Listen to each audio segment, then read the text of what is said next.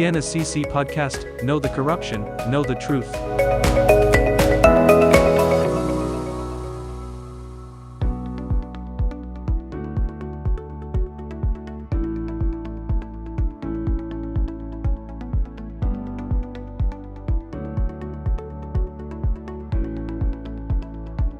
You as a single person, do you understand that in your role as a parent, you often want your children to study in a good school, right?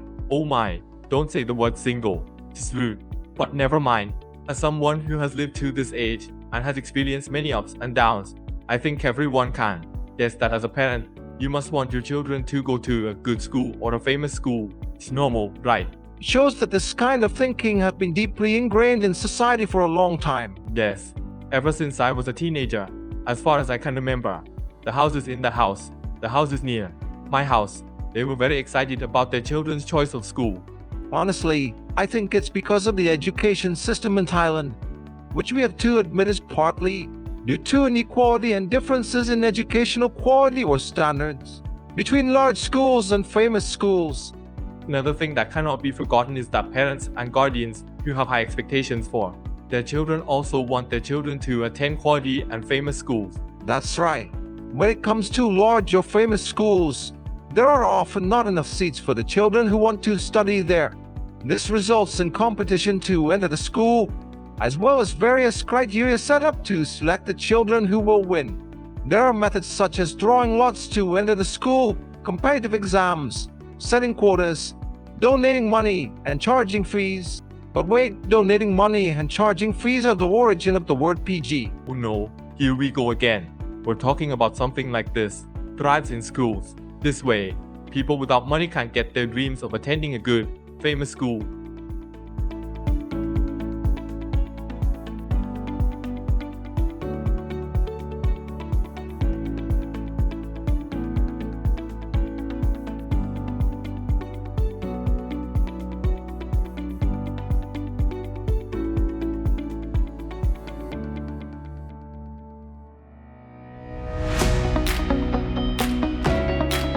There's a case that I want to tell you about. An example of charging fees not long ago. There was an arrest of a bribery case at a famous school.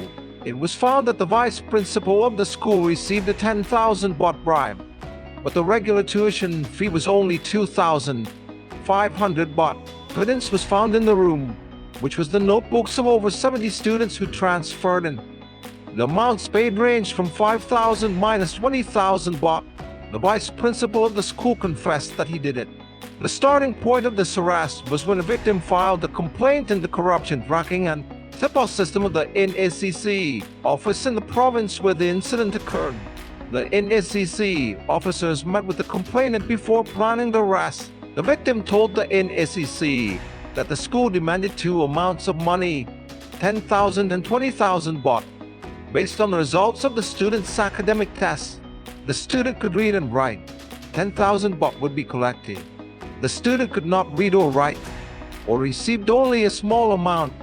The additional fee would be 20,000 baht. The victim's child passed the literacy test, so she paid 10,000 baht. However, when she checked the school's announcement, she found that there was no transfer fee. She asked her neighbors, who said that they had taken their grandchildren there before, but did not pay the transfer fee. When she checked more deeply, she found that the school did not announce that it would charge this amount of fee. When she checked the donations, the school did not specify how much to donate. Therefore, she believed that she was unfairly asked for the fee. This is the reason for the arrest of the school's vice principal. Is appropriate. It is very appropriate. Behavior that is completely wrong like this must be suppressed. But is there any additional evidence to support the arrest? It is very tight. When we went to arrest the vice principal in his office, we found the student transfer law. We checked and found that there were the names of students in each grade, grade 2, grade 3, grade 4, grade 5, grade 6 who had transferred in. The list of more than 70 people who have paid. Judging from the record, it ranges from 5,000 minus 20,000 baht. At the time of the arrest, bribe money was found on the table in front of this executive. Initially, the deputy director of the school admitted to receiving the money, so it was collected as evidence to prosecute. As for the behavior, It was like general recruitment, like entrance exams, transfers. There are regulations on how to proceed.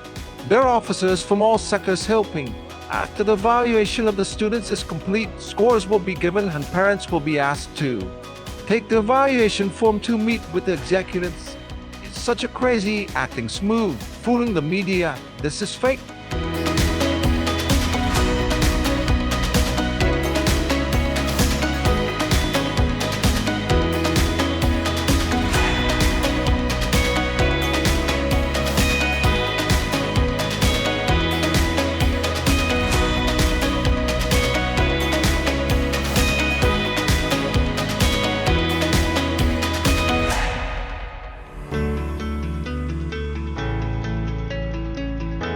This plan is probably to act smoothly in the form of an announcement of various expenses, which will be announced in the executive office without informing the parents in advance. In fact, the tuition fee for general students in grades 1-6 is 2,500 baht and a 200 baht deposit, totaling 2,700 baht.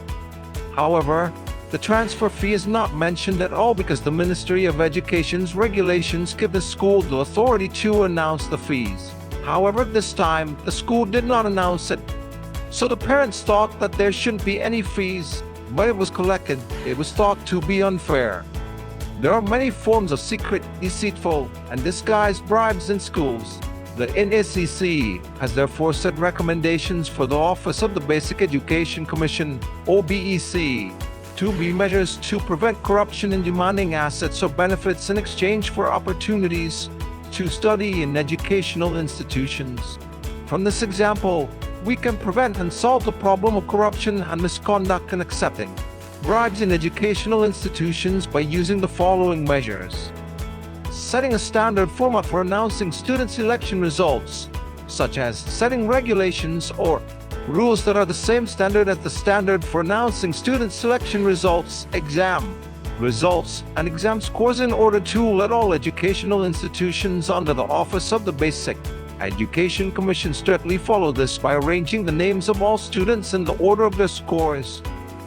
Have a transparent, verifiable, fair and equal student admission process. In the event that an educational institution accepts additional students, the admission process must be carried out according to the examination results announcement.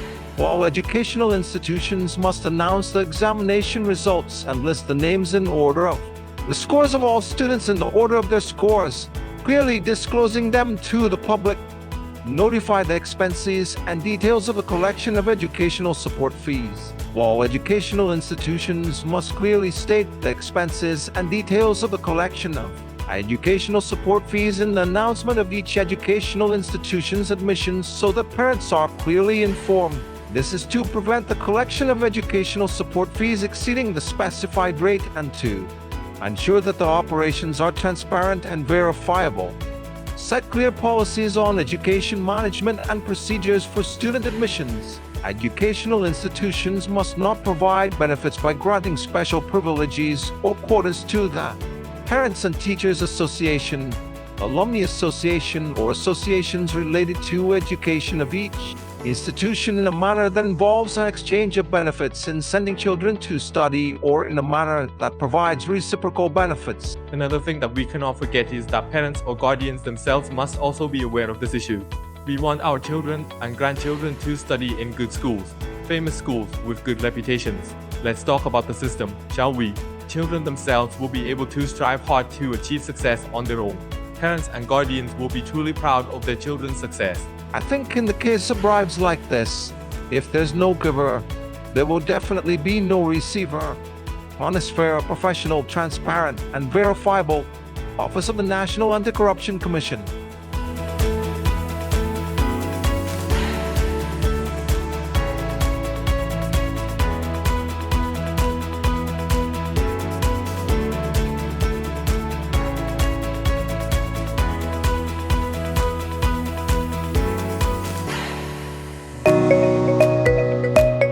The Nacc Podcast, Know the Corruption, Know the Truth.